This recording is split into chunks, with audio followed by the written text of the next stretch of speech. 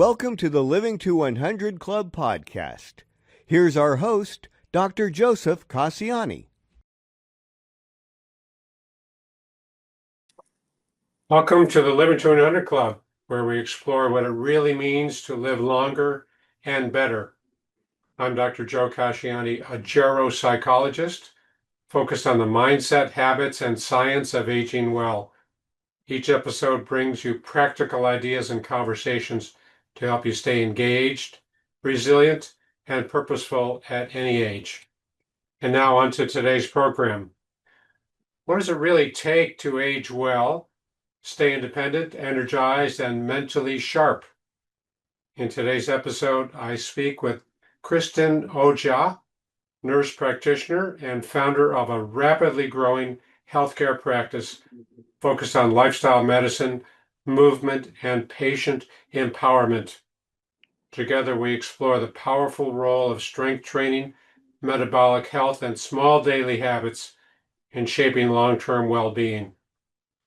Kristen shares insights from working with over 10,000 patients, highlighting how incremental changes like improving balance, building muscle, and managing glucose levels can significantly reduce the risk of chronic conditions.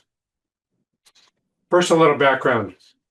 Kristen obtained her Doctor of Nursing Practice, Master's of Science in Nursing with a family nurse practitioner focus, and is a registered nurse. She's also an entrepreneur, functional and lifestyle medicine guru, personal trainer, group fitness instructor, and lover of everything health and wellness. Passionate about making a personalized medicine approach, Kristen focuses on uncovering the root cause of chronic illness and disease. Taking into account her patient's lifestyle, diet, genetics, environment, and stress, each treatment plan is unique and individualized. Kristen founded STAT Wellness, which stands for Strength to Achieve Total Wellness, to help transform medicine. At STAT Wellness, we want to partner with you not only to look your best, but to feel your best by combining the best practices of medicine and movement. Well, Kristen, there we are. Thank you for joining us today. Thank you so much. That was such a thorough introduction. I'm excited to be here. Well, you have a lot of strong credentials and you're doing some important work. Let me ask you to start out, you build a practice that blends medicine, movement, and lifestyle. What led you to take that approach? Well, my story goes back to I started my career as a personal trainer. And I love seeing people get stronger, feel better. I love seeing them accomplish things they didn't think they could. Like even as simple as being able to do a push-up, and they didn't think they could ever do a push-up. And my parents wanted me to go to college and get a degree. And so I did. And my mentors all told me to go nursing because I could fall back on it. Like stay a personal trainer, but you can fall back on nursing. And I just quickly saw how good we were at sick care and how poor we were at healthcare in the US. And I'm very grateful for the sick care we have, the reactive medicine. Like we have some of the best surgeons, the best neurologists, the best oncologists. And so I always say I'm so grateful to live in the US, to have access to that. But when we're looking at preventative medicine, when we're looking at true health care, we really lack. Our primary care visits are once a year, depending on the medicines, maybe twice a year, 5 to 10 minutes. And so, seeing those different things, I wanted to blend medicine with my experience as a nurse and then my master's and doctorate working in the ER, seeing the sick care, to my passion for personal training. And the more I looked at the research and the evidence, the more it came back to the more muscle we have on our body, the longer we live. Like our bones are stronger, our metabolism is better, we can function independently as we get older. Just the ability to get up off the floor from sitting to standing is an indicator of longevity. And so movement is so critical. And so I opened a practice around barbells and kettlebells and dumbbells. And the whole world told me it was never going to work. The investors, the banks, the VCs, everybody was like, there's no proof of concept. This isn't going to work. And, that was in 2019. And here we are with 8 locations and almost 100 employees and 11,000 patients. And I'm like, I think it is going to work. Yeah, I'd say so. You have a proven concept here. Yeah. So you've seen a lot of patients, hundreds, thousands of patients you've worked with. What patterns do you see when it comes to aging well? Mhm. So I think there's like a few key components to longevity and the people that age the most gracefully. I think going back to number one, muscle mass, we Hmm. track with all of our patients that come in. We do what's called an in-body scan and we measure their amount of muscle mass and we aim for 100% of the muscle mass we need in all of our extremities. And so our patients that age well, they hit that. They have, 98, 99, 100, even 120% of the muscle mass they need to support their bones and integrity. So I think that's number one. Number two, I see the people that age really well, they have inflammation that's very low. Even some atypical indicators of inflammation. Their white blood cells, their immature white blood cells like neutrophils, lymphocytes, monocytes, their SED rates, their C-reactive proteins. They have very, very low amounts of inflammation. And I see that as a big indicator of how long we're going to live. And then the third bucket, which I think is really one of the most important things, is they have very stable blood sugar. Their fasting glucose, their hemoglobin A1C, their insulin are excellent. So muscle, low inflammation, and Mm. very balanced blood sugar. Those Mm. are the people that live the longest and the healthiest and the most independently. Yeah. So you incorporate your treatment plans around these target areas for the Yes, individual. we do. We do a little bit of everything. So we also Mhm. do hormones and adrenals and gut Mhm. support, and we have a very holistic model. Mhm. But yes, when it comes to longevity and the basics and the foundations, those three we always are evaluating. And we have a lot of patients that we have on continuous glucose monitors Mhm. that aren't diabetic or aren't pre-diabetic, Mhm. and Mhm. we have them wear this and see if their blood sugar is spiking and dropping and spiking and dropping all day.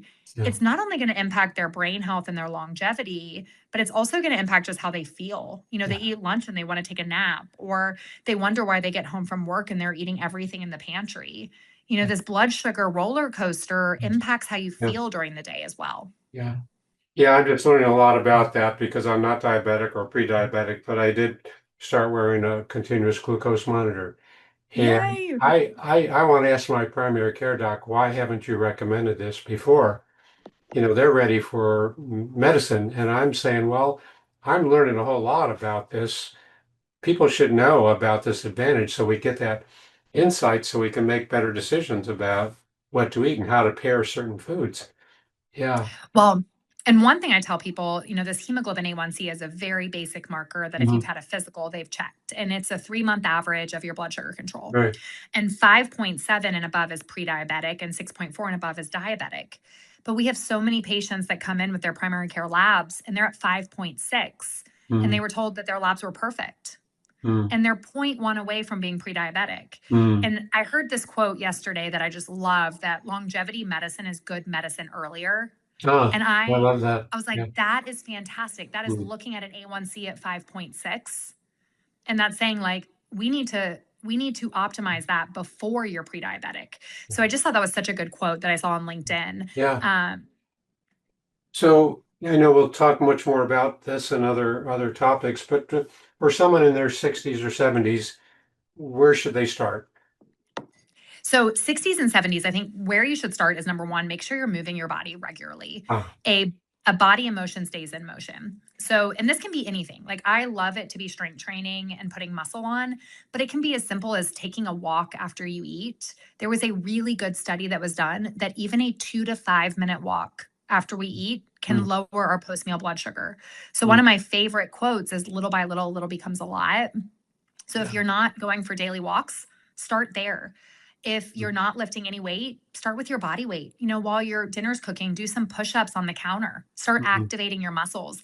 A body in motion stays in motion. And when you stop moving or when you have a fall, that is where we start to slow down Mm. drastically. One of my other little favorite tips, which I know may sound silly, but you mentioned balance in my bio. And I believe the more balance we have Yeah. and the more coordination we have, the lower risk we have in falling. So I tell all my patients, especially as we're getting older, while you're brushing your teeth, balance on one leg, see Mm. how you're doing for a minute, balance on the other leg for a minute. Mm. You should be brushing your teeth for 2 minutes. That's a lot of balance and Mm. brain body Mm. coordination. Sure. And so those simple things, learning to engage your core and balance are going to prevent falls. Yeah. So simple, that's number one, is keep your body moving. Mm-hmm. Add some walks after meals. Mm-hmm. Start to activate your muscles, whether it's with weights or body weight. Start to balance while you're brushing your teeth, a minute on each leg. Mm-hmm. My other tip for you, which I know sounds very basic maybe for some, but it's a very hard thing to actually apply in the US. Look at food labels when you're in the grocery store and anything with added sugar. So, not the total sugar grams. So, on a food label, they put total sugar and then they put added sugar. Mm-hmm. The total sugar includes natural sugars that are in tomatoes or, in peaches or whatever food you're grabbing. But that added sugar means that they added a processed sugar to the food. Yeah. And if you can just in the grocery store stop buying things with added sugar, move and eliminate the added sugar, that's going to lengthen your life right there. Sure. Yeah, so put those products back on the shelf, right, with the added sugar. Sure. Now, when you and I spoke earlier, we talked about habit stacking. Can you describe that for our listeners? Mm-hmm. Yeah. Yes. So habit stacking, over the years, I've been doing this. I've been doing functional medicine for over 13 years and opened the practice in 2019. What I found with all of us is life is busy and there are certain seasons that are hectic and behavior change. A lot of us know what we need to do, but actually applying it is the hard part. And it's not because we don't have the willpower, it's because we don't have the infrastructure in place. And so we found our patients that are consistent, they do what's called habit stacking. So they put something healthy on top of something they're already doing. So as I mentioned with the brushing your teeth and balancing, hopefully twice a day you're brushing your teeth, you just optimize that by focusing on balance. Let's say before you eat 3 times a day. Before you eat, you incorporate some breath work. You tap into that parasympathetic rest and digest. That's your reminder. Before you eat food, you do breath work. Maybe for some, after dinner is a 10-minute walk. We have families, they call it their A1C walk. The husbands and wives, every time after they eat, they walk. Yeah. So it's really pairing the routine behavior with some new behavior that we're trying to bring into our routine. So the habit stacking is putting the routine with the new, so we remember the new one better. Yeah. Yes. Yeah, that's good. So let's talk about falls for a bit. You mentioned balance, and I agree that's such an important component. How about confidence? Where does a person's confidence come in when it comes to, if they've had a fall and they're afraid of taking more steps or going without their walker? Where does confidence come into maintaining that stability? Yeah. I think confidence is critical. It helps with our reaction time. And when we believe we're strong, right? And I think one of the places I could go with this that I've seen in research is if you think about somebody that's lifting weight, when you actually think about the muscle you're using when you lift weight, you activate it more. They've done studies. So I could be doing bicep curls, someone could be doing them next to me. If I'm thinking about engaging my bicep as I'm rolling up and coming down, I'm actually going to utilize that muscle better. So when you think about walking and moving with confidence, we're actually activating our muscles more. We are thinking that we're stronger. Our reaction time is ready. I think the lack of confidence, you start to become a little bit second guessing yourself and you don't have the intention behind the movement patterns. And I think that can play a huge role. So I would go back to the research on, you think about the muscle, you can activate it more. Yeah. You think I can walk strong, I've got strong legs. You're thinking about those muscles, you are going to become stronger. Interesting. So how does that, for example, affect someone if I'm on a treadmill or I'm doing some weight training and I'm listening to the news or NPR, is that going to interfere with this focus on my muscles? It sounds like it could. So I think it depends. Walking is going to be, you're naturally going to have some muscle activation in that. The studies I've seen have been more in the strength training once you start pulling weights in. So if you're doing deadlifts or squats or bicep curls or overhead presses. So I really like to focus on the muscle you're working when you're lifting weight. I think back to the kind of habit stacking, a lot of our patients, when they're doing cardio, it is an opportunity to listen to a podcast or things like that. But I do think depending on your stability, it's a distraction, right? So, if you're lacking stability and you're trying to go for a walk and listen to a podcast at the same time, you aren't going to be paying attention to your strength, your intention, your environment as much. So as far as being stable and walking on a treadmill, I'm watch something, listen to something. I think you're still getting a benefit. But if you're lacking stability or maybe lacking confidence, I want you to focus on your walk and do it with intention. Okay. All right. So it's the factor of kind of if there's a little unsteadiness in the picture, let's focus on that and let's not be distracted by other things. So let's focus on that first. Yeah, makes sense. Yeah. We talked about glucose spikes. Let me ask about that a little bit because sugar and inflammation affect brain health over time. So how do they interact?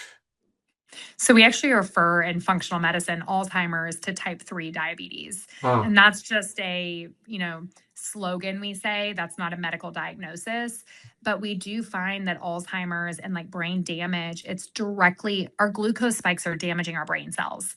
And so for us, as we think about optimizing brain health and decreasing risk of Alzheimer's, it's movement, it's reducing inflammation, and it's definitely balancing our blood sugar. Because what's fascinating is your brain weighs 3 pounds. It's this tiny 3 pound organ that controls so many things in our body.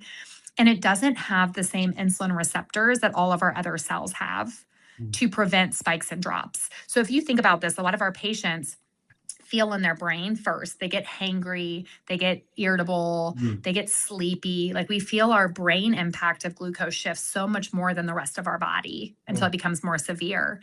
And a lot of that is because our brain is very sensitive to spikes and drops. It relies on glucose to function. So too low is going to cause issues, but also too high is going to damage those cells. And so when we look at our blood sugar on CGM, so those continuous glucose monitors, I like my patients to start to figure out like what are the foods that your body does well with, and you just see 30-point swings. Like you are going to have rolling hills when you wear a continuous glucose monitor. But let's say you're going into a meal and you're at 90 and you finish your meal at 120. That's a fantastic blood sugar. That's a rolling hill. Let's say you go into a meal at 90 and you finish your meal at 180. That's a really big spike. So you're trying to minimize that not only for food cravings, energy, but actual brain health, because that 3 pound organ relies on glucose for energy and it will get damaged with spikes. And so I think it's a very interesting thing when you look at how the brain utilizes glucose. And I think every single person should have a continuous glucose monitor. And previously, you had to have a prescription from your healthcare provider to get one. But now there's over the counter one. So if any of your listeners are like, I want to take this into my own hands. My primary doesn't think I need a continuous glucose monitor. It's called the Stelo. It's Stelo, and it's $99 for 2 monitors, and you get a month of tracking. And so just paying attention to if you're getting below 70, that's going to put stress on your body. It's going to decrease brain function. And if you're having more than that 30-point swing, let's start to balance that blood sugar to improve your brain health, because we don't want that type 3 diabetes. And there is other reasons. I don't want people to think it's only blood sugar. If you're diagnosed with Alzheimer's or dementia, or you have a family member with it, there's other reasons. We know certain genetics increase the risk. We're also exploring, do microplastics play a role? Our toxic environment? There's a lot, but glucose is one of the big areas that we know impacts our brain cell health. Yeah, that's good information. Yeah, I happen to buy the Abbott Lingo, which is comparably priced. And I think there's another one that you can buy, but you can get your insurance to pay for it, but that's when you would need a physician's order for it. Otherwise, they are over the counter. I wasn't aware of the effect of blood sugar on the brain. I mean, we know the insulin resistance can be a problem, but the actual, like the brain processing, the cognitive processing is impacted by the blood sugar. Wow. Well, and think about it. I mean, it's fascinating. So insulin, kind of that lock and key, our cells have a certain number of glucose that they can contain. So once they get filled with the glucose they need, that extra glucose floats around in your bloodstream. And eventually, if it doesn't come back down, it gets stored in fat cells, because fat cells have no end. They can pull in as much glucose. There's no end for them. And that's why when we become insulin resistant, we start to gain more weight. We start to put more of that glucose into our fat cells. But our brain is going to sense what's coming through our blood flow. So our cells are more protected actually than our brain and our fat cells to those spikes and drops. So insulin's a fascinating hormone to me, and it really protects a lot of our cells in the body from overinflating with glucose. But the brain is going to be more sensitive to those shifts, and our fat cells are going to have no end in what they can take in when it comes to glucose. Wow. So let's talk about functional medicine, which is your area. How is that different from traditional medicine? You mentioned sick care at the outset. So traditional medicine is focused on identifying the problem, prescribing treatment for that problem. Where does functional medicine come in, and how Yeah. does it differ? Yeah. So functional medicine, we describe it as root cause medicine. And, a lot of medicine has become very siloed. So you have the pulmonologist, the gastroenterologist, the endocrinologist, the hepatologist, the neurologist, whatever ologist you want to look at, and they're kind of focused on their organ. And we need them. They specialize in it. They're fantastic, but they're not looking at how all of these organs work together as one. And so with functional medicine, we're looking at how all of the organs work together as one and how we can address the root cause of the symptom. So like, for example, let's say you come in and you have high blood pressure. In conventional medicine, when you start having high blood pressure, they're probably going to have you keep a log. And at some point, they're going to want to prescribe blood pressure medicine, right? When you come into functional medicine and you have high blood pressure, we want to understand, why do you have high blood pressure? Is there a magnesium deficiency? Is there high cortisol? Is there a sedentary lifestyle? How's our diet impacting it? How's our kidney function? Like, we're going to really dig in to understand, why do you have high blood pressure in the first place? Do you have undiagnosed sleep apnea? So that's like one example, but you can have one functional medicine principle that causes a lot of issues. For example, you could be inflamed. You could have what we call chronic inflammatory response syndrome, or CIRS, and that could present itself in a number of different ways.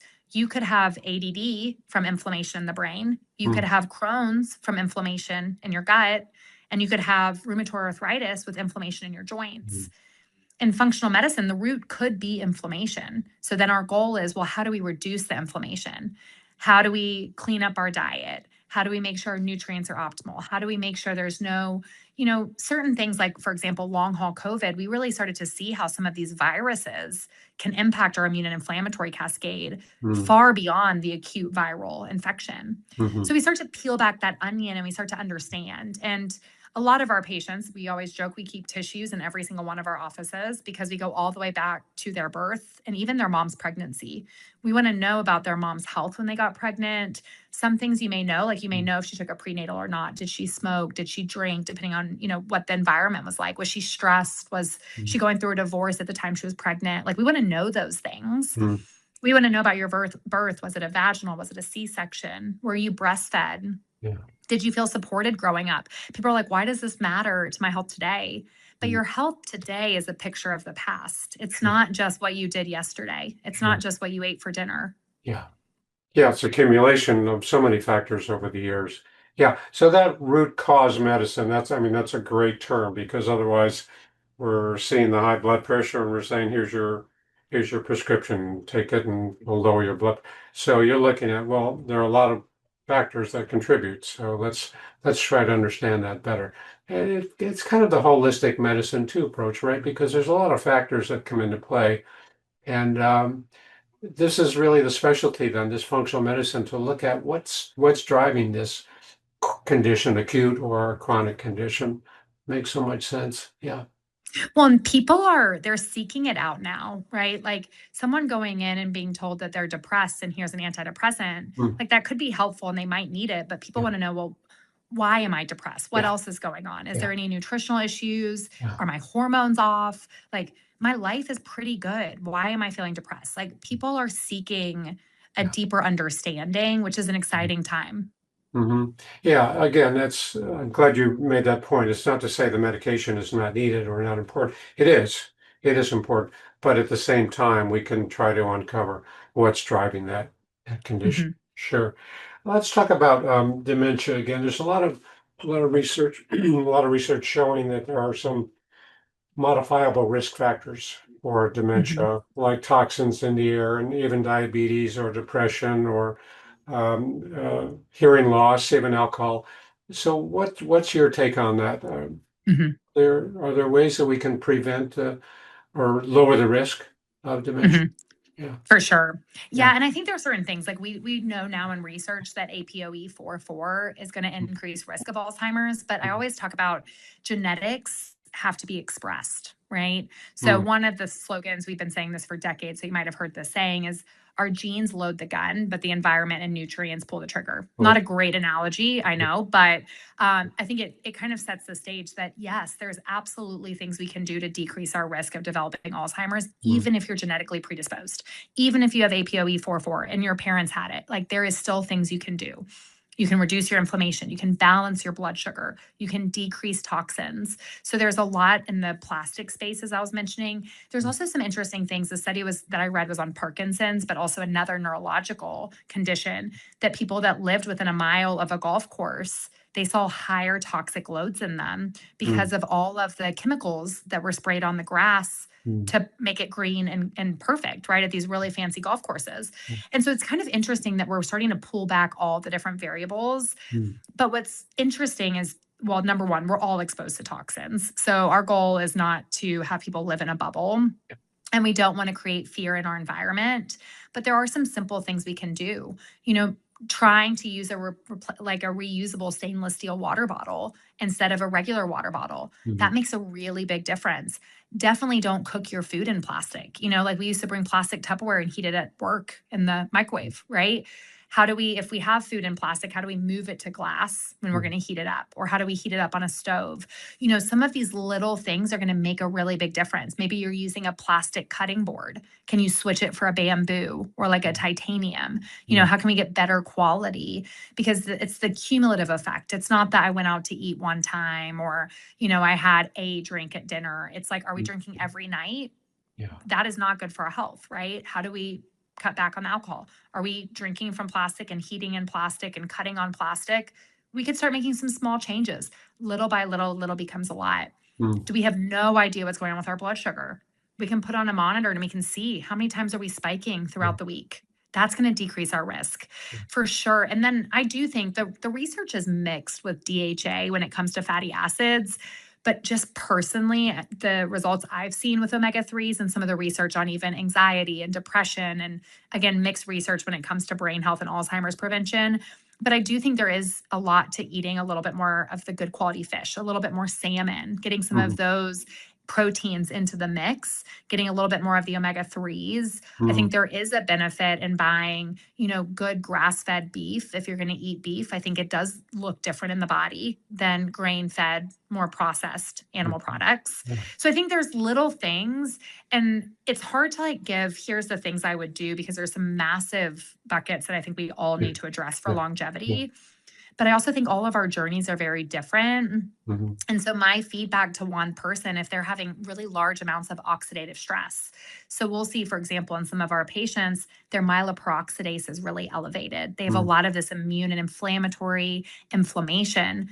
I may really support more of the glutathione and helping lower oxidative stress. Versus one of my other patients that's more insulin resistant, I'm definitely going to pour into their blood sugar. So, remember, work with someone that's looking at you as a person, because everything is good, right? You can find a research study to almost prove anything you want, but what is good for you? And so I would definitely make sure your CRP is less than 1. I would definitely make sure your insulin is less than 7. Get a really nice low insulin.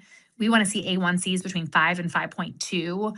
I think those things, if you can keep your CRP less than 1, keep that nice low insulin and A1C, those are the best things you can do for your brain. And I know we've talked about this, but just again, as it relates to Alzheimer's, exercise is one of the most important things. When you move your body, you increase circulation and perfusion and oxygenation to your brain. So a sedentary lifestyle is decreasing blood flow. And they did this study, you might have seen it. It was maybe 10 or 15 years ago, but I always reference it. It was done on college students, and they looked at their brain and the communication at rest and after a 20-minute walk. And they showed the brain activity and the amount of increased brain activity after a 20-minute walk. I mean, the whole brain was lit up. So if we just sit all day long, if we're just watching TV, if we're not doing brain games, we're not engaging it, we're not moving our body, going for walks, our brain is not as active and it's not being utilized. Yeah, we know so much now, right, about how to improve our health, improve our longevity. From a psychological standpoint, I'm always concerned about the person who says, well, these are really good recommendations, but I'm not encouraged. I'm not optimistic. My outlook about my future is, not so bright. how do you respond? Yeah. So I'll give you a quick little story. I had a patient one time. She had seen like 10 different providers before she came to Stat Wellness. And she had spent a lot of money trying to get herself feeling better. She'd done test after test and all these things. And she came and saw our providers twice, and she was unhappy that she wasn't feeling better. So I address almost every customer service issue I can. So I called her. And you know my first question to her? What? Yeah. I asked her, I said, "Do you believe your body can heal?" Uh-huh. And she said, "No." Uh-huh. And I said, "Well, unfortunately, there's nothing we can give you until you do the work and believe your body can heal. Like when you do, please come back and we're here to help you. We're here to navigate your health, partner with you." But I really believe in the psychological piece. Like if you believe anything I give you, whether it's a lifestyle recommendation or a supplement, if you believe it's going to harm you, I really think it's going to harm you. If you believe it's going to help you, I think it's going to help you. And we see this in placebo studies, not saying that everything we do is a placebo, but you need to have the buy-in and you need to have the belief that your body can heal itself, because the mind is a powerful thing. And you guys probably have all heard one of those stories or knew somebody that, just wanted to stay alive until their daughter got married. And then as soon as their daughter got married, they passed. Like we've heard these stories. And I think we cannot argue the importance of mental health, positivity, and the belief that it is going to work. And I tell people all the time, if what I say to you, my goal is not to force you to do anything, right? I'm going to help give you information. I'm going to talk to you, but you have to have the buy-in. And so do you believe your body can heal? And if the answer is no, I don't think it will. I agree 1,000%. That's the whole empowerment. I mean, we do have to believe that's so powerful, but we also have to take ownership, take responsibility for our own body's healing, right? We can't expect others. I think that's still a carryover from traditional medicine. We're going to take care of you. So no, we do, we take ownership. We start to make the informed decisions. Yeah. And that belief, I agree. That's so powerful. If we think we're going to live longer, if we think we can, stay healthy, that's going to happen. Rather than, I've worked in nursing homes so many years, and people would throw their hands up and say, "No, I don't have it in me anymore. I'm not going to get over this, this hip fracture or this cardiovascular event or a stroke," and they throw their hands up. And I say, "No, look, let's dig deep. We all have that resilience. We all have that fire inside, and we can tap into that and continue to grow." And you see it every day on a practical level. Yeah, that's so good. Well, and I love when I see, the stories online about someone that had, never lifted weight until they were 80 years old. Yeah. And then they were told that, you have osteoporosis and this is your health outcome. And the only way to fix this is a medicine for the rest of your life. Yeah. And they become empowered and they're like, well, what can I do to make a difference? And, they're like, strength train, build muscle and your bones will get stronger. Next thing you know, at 80 years old, they're learning to lift weight for the first time and their bodies are changing and they're getting off medicine. And that's like, it's never too late. It's never too late. And I do think the recommendation with the little caveat is like, don't do anything you don't know how to do. Don't injure your body because an injury takes longer to recover. Like know who's the people you need to reach out to watch you move, but it's never too late to learn. And I think you want to be, one of the posts I just did recently, because I think this is a very interesting space right now in medicine.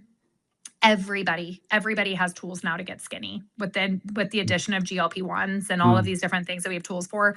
Like everybody can get skinny, but I think the longevity, the strength, the vitality, and true longevity medicine, there is not going to be a pill for that. So we could get you ways to lose weight, right? But like to be strong and to train now for your 80s, your 90s, and maybe become a centenarian, it's not just going to be giving yourself a GLP-1 and losing weight. It's muscle and capability. So I encourage everybody, like in a world where it's easy to get skinny, don't have that be your goal. Have your goal to be capable and strong. Yeah. And then the weight loss occurs. Yes. Once you're on the right road. Sure. Yeah. So what gives you the most optimism about the future of healthy aging? So what I'm most excited about in the healthy aging is that patients they're craving it. I think that for me, I used to have to convince people. I had to convince my peers. I had to convince people now people are craving it. The wellness noise is very loud. Yeah. People are wanting to learn about their blood sugar. They don't need convincing. So it's actually not anything external happening in medicine. It's the internal shift that patients are having to take ownership of their own health. And that's what excites me for the future. Yeah. Yeah, that's such a great point that we are now seeing that we are capable of doing these things ourselves. And people are hungry. I agree. People want to know. People are asking. Yeah, that's a whole shift from, doctor, patient, kind of paternalistic attitude. So that's a great point. That's a great point. It's like what I think about even now, because I know nothing about cars. If I take my car to a mechanic and they tell me it needs something, I don't have even the intelligence to ask. I just do whatever they tell me to do on the car because I don't know what that piece is, or I don't have the intelligence to ask the question, right? Now you go into a healthcare provider, you have the intelligence, you've done some Google searching, maybe you've even talked to Chat GPT, like you know what you want to ask. And I think that's really exciting. And patients are always like, I'm so sorry I Googled this. Like they'll come in and tell me, I'm so sorry I looked it up. Why are you sorry? This is your own body. This is your own health. This is your labs. Yeah. Like, I'm excited. Let's have a good conversation about it. Yeah. Never, to any of the listeners that have Googled anything and bring it to their provider, do not apologize. It is your body, and you should have the knowledge to ask the right questions and not be like me at a mechanic that just is like, I don't even know what to ask. Sure, replace that for $1,000. I don't know. Yeah. Now, just as an analogy, I am taking some drum lessons, and I talk about some videos that I've seen on YouTube, and I told to my teacher, and he says, no, don't pay any attention to that. And I say, no, it's helpful to learn this. But you're right. We shouldn't be apologizing for what we learn or watch or observe, because there's so much out there. Yeah, that's great. That's great. Well, what a great conversation, Kristen. This has just been so important, so useful.